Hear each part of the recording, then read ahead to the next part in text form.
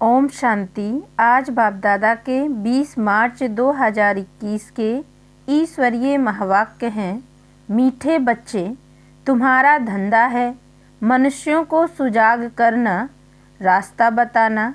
जितना तुम देही अभिमानी बनकर बाप का परिचय सुनाएंगे उतना कल्याण होगा। प्रश्न: गरीब बच्चे अपनी किस विशेषता के आधार पर साहूकारों से आगे जाते हैं? उत्तर: गरीबों में दान पुण्य की बहुत श्रद्धा रहती है। गरीब भक्ति भी लगन से करते हैं। साक्षात्कार भी गरीबों को होता है। साहूकारों को अपने धन का नशा रहता है। पाप जास्ती होते इसलिए गरीब बच्चे उनसे आगे चले जाते हैं। गीत। ओम नमो शिवाय। ओम शांति। तुम मात पिता हम बालक तेरे, यह तो जरूर परम पिता परमात्मा की महिमा गाई हुई है। यह तो क्लियर महिमा है क्योंकि वह रचयिता है। लौकिक माँ बाप भी बच्चे के रचयिता हैं। पारलौकिक बाप को भी रचता कहा जाता है। बंधु सहायक बहुत महिमा गाते हैं। लौकिक बाप की इतनी महिमा नहीं है। परम पिता परमात्मा की महिमा ही अलग है। बच्चे भी महिमा करते हैं। ज्ञान का सागर है, नॉलेजफुल है, उनमें सारा ज्ञान है। नॉलेज कोई शरीर निर्वाह की पढ़ाई का नहीं है। उनको ज्ञान का सागर नॉलेजफुल कहा जाता है तो जरूर उनके पास ज्ञान है। परंतु कौन सा ज्ञान? यह सृष्टि चक्र कैसे फिरता है उसका ज्ञान है। तो वही ज्ञान का सागर पतित पावन है। कृष्ण को कभी पतित पावन व ज्ञान का सागर नहीं कहते। उनकी महिमा बिल्कुल न्यारी है। दोनों हैं भारत के निवासी। शिव बाबा की भी भारत में महिमा है। शिव जयंती भी यहाँ मनाते हैं। कृष्ण की जयंती भी मनाते हैं। गीता की भी जयंती मनाते हैं। 3 जयंती मुख्य हैं। अब प्रश्न उठता है कि पहले जयंती किसकी हुई होगी, शिव की या कृष्ण की? मनुष्य तो बिल्कुल ही बाप को भूले हुए हैं। कृष्ण की जयंती बड़े धूमधाम से प्यार से मनाते हैं। शिव जयंती का इतना किसको पता नहीं है, न गायन है। शिव ने क्या आकर किया, उनकी बायोग्राफी का किसको पता नहीं है। कृष्ण की तो बहुत बातें लिख दी हैं। गोपियों को भगाया, यह किया। कृष्ण के चरित्रों की खास एक मैगजीन भी निकलती है। शिव के चरित्र आदि कुछ है नहीं। कृष्ण की जयंती कब हुई, फिर गीता की जयंती कब हुई? कृष्ण जब बड़ा हो तब तो ज्ञान सुनावे। कृष्ण के बचपन को तो दिखाते हैं। टोकरी में डालकर पार ले गए। बड़ेपन का दिखाते हैं। रथ पर खड़ा है, चक्र चलाते हैं। 16-17 वर्ष का होगा। बाकी चित्र छोटेपन के दिखाए हैं। अब गीता कब सुनाई? उसी समय तो नहीं सुनाई होगी जब लिखते हैं फलानी को भगाया, यह किया। उस समय तो ज्ञान शोभे भी नहीं। ज्ञान तो जब बुजुर्ग हो तब सुनाए। गीता भी कुछ समय बाद सुनाई होगी। अब शिव ने क्या किया कुछ पता नहीं। अज्ञान नींद में सोए पड़े हैं। बाप कहते हैं मेरी बायोग्राफी का कोई को पता नहीं है। मैंने क्या किया? मुझे ही पतित पावन कहते हैं। मैं आता हूँ तो साथ में गीता है। मैं साधारण बूढ़े अनुभवी तन में आता हूँ। शिव जयंती तुम भारत में ही मनाते हो। कृष्ण जयंती, गीता जयंती, यह 3 मुख्य हैं। राम की जयंती तो बाद में होती है।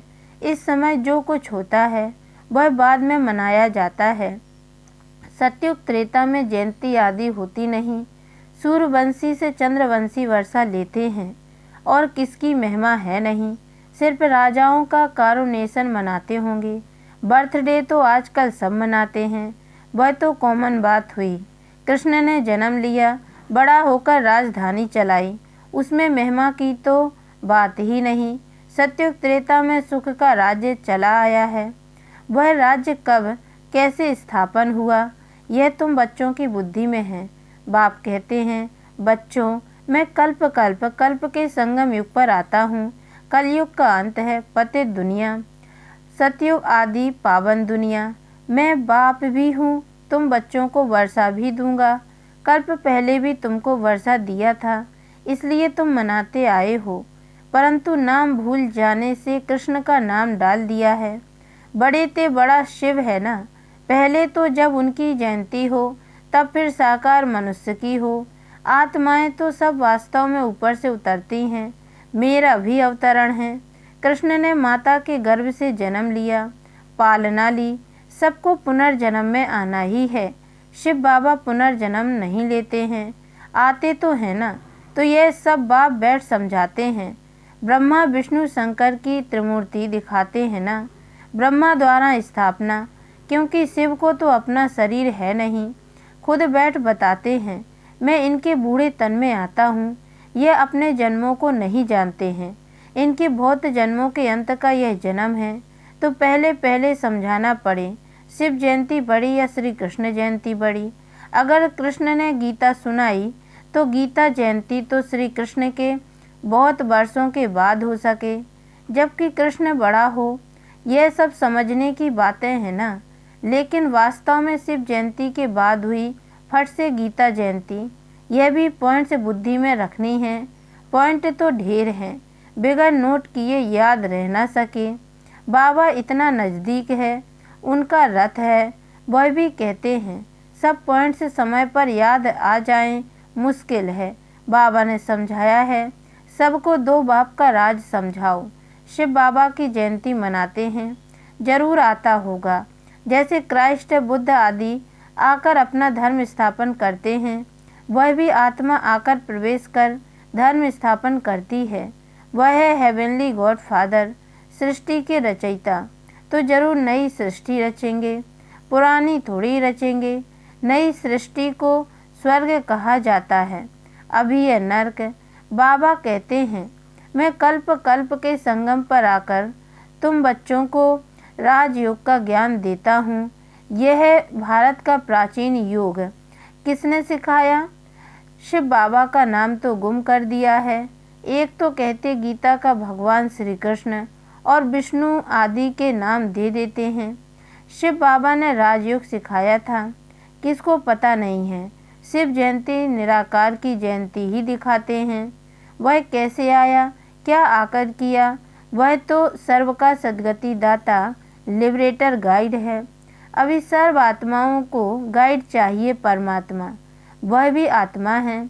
जैसे मनुष्यों का गाइड भी मनुष्य होता है, वैसे आत्माओं का गाइड भी आत्मा चाहिए।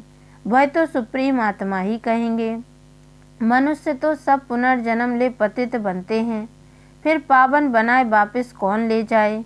बाप कहते हैं, मैं ही आकर पावन होने की युक्ति बताता हूँ, तुम मुझे याद करो।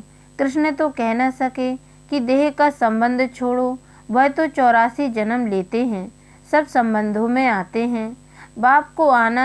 बाप को अपना शरीर नहीं है। तुमको यह रूहानी यात्रा बाप सिखलाते हैं। यह है रूहानी बाप की रूहानी बच्चों प्रति रूहानी नॉलेज। कृष्ण कोई का रूहानी बाप थोड़ी ही है, सबका रूहानी बाप मैं हूँ। मैं ही गाइड बन सकता हूँ।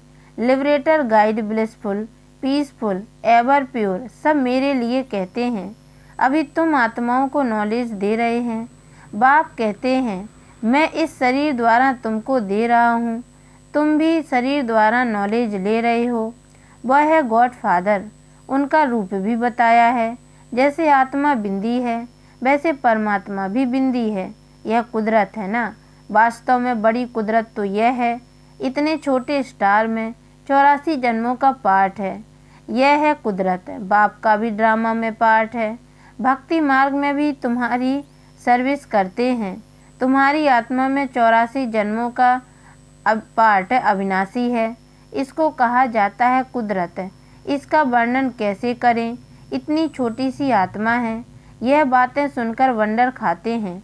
आत्मा है भी स्टार मुआफिक, 84 जन्म एक्यूरेट भोगती है, सुख भी वह एक्यूरेट भोगेगी। यह है कुदरत। बाप भी है आत्मा, परमात्मा। उनमें सारी नॉलेज भरी हुई है जो बच्चों को समझाते हैं। यह है नई बातें। नए मनुष्य सुनकर कहेंगे, इनका ज्ञान तो कोई शास्त्र आदि में भी नहीं है। फिर भी जिन्होंने कल्प पहले सुना है, वर्षा लिया है, वही वृद्धि को पाते रहते हैं। टाइम लगता है, प्रजा ढेर बनती है, वह तो सहज है। राजा बनने में मेहनत है। मनुष्य जो बहुत धन दान करते हैं तो राजाई घर में जन्म लेते हैं। गरीब भी अपनी हिम्मत अनुसार जो कुछ दान करते होंगे तो वह भी राजा बनते हैं। जो पूरे भगत होते हैं वह दान पुण्य भी करते हैं। साहूकारों से पाप जास्ती होते होंगे। गरीबों में श्रद्धा बहुत रहती है। वह बहुत प्यार से थोड़ा भी दान करते हैं तो बहुत मिलता है। गरीब भक्ति भी बहुत करते हैं। दर्शन दो नहीं तो हमें गला काट देते हैं। साहूकार ऐसे नहीं करेंगे। साक्षात्कार भी गरीबों को होते हैं, वही दान पुण्य करते हैं। राजाएं भी वह बनते हैं। पैसे वालों को अहंकार रहता है। यहाँ भी गरीबों को 21 जन्म का सुख मिलता है। गरीब जास्ती हैं, साहूकार पिछाड़ी में आएंगे। तो भारत जो इतना ऊंच था सो फिर इतना गरीब कैसे हुआ? तुम समझते हो, अर्थ के एक आदि में सब महल आदि चले जाएंगे तो गरीब हो जाएगा। रावण राज्य होने से हाहाकार हो जाता है तो फिर ऐसी चीज़ें रह ना सके। हर चीज़ की आयु तो होती है ना। वहाँ जैसे मनुष्यों की आयु बड़ी होती है वैसे मकान की भी आयु बड़ी होती है। सोने के मार्बल के बड़े बड़े मकान बनते जाएंगे, सोने के तो और ही मजबूत होंगे। नाटक में भी दिखाते हैं ना, लड़ाई होती है, मकान टूट फूट जाते हैं फिर बन जाते हैं। उन्हों की बनावट ऐसी होती है।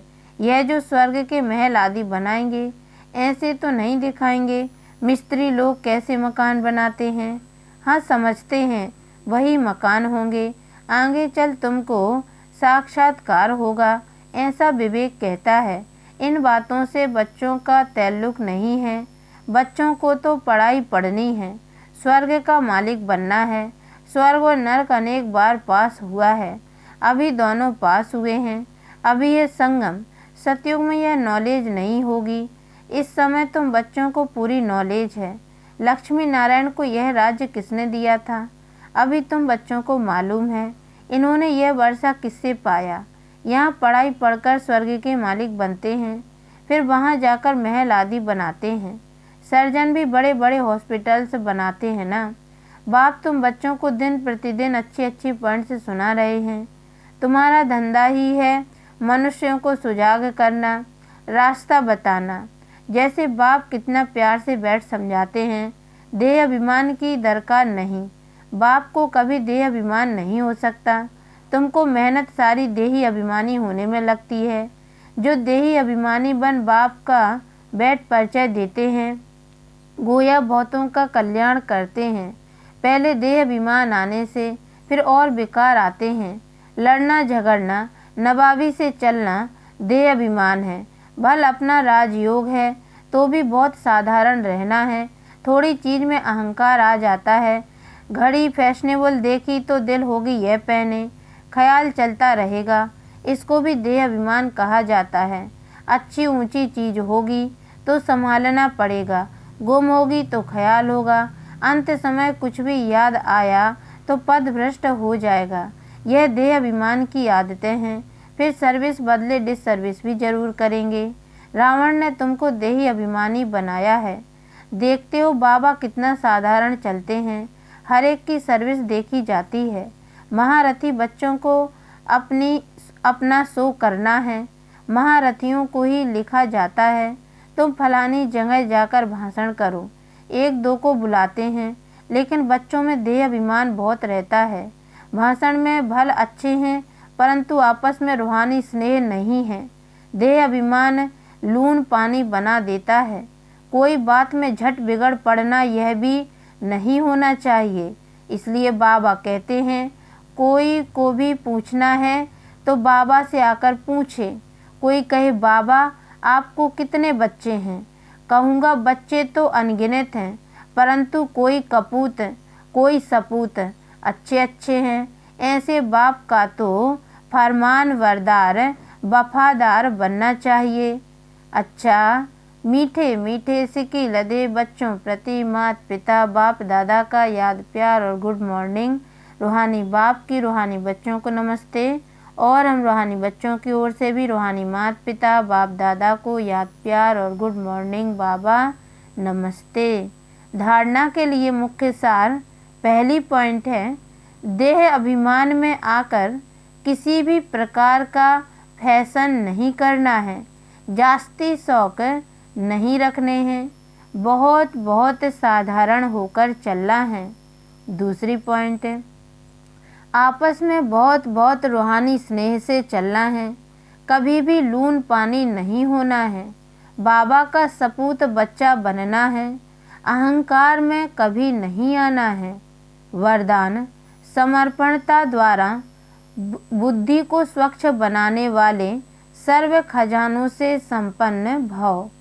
ज्ञान का श्रेष्ठ समय का खजाना जमा करना व स्थूल खजाने को 1 से लाख गुना बनाना अर्थात जमा करना, इन सब खजानों से संपन्न बनने का आधार है स्वच्छ बुद्धि और सच्ची दिल।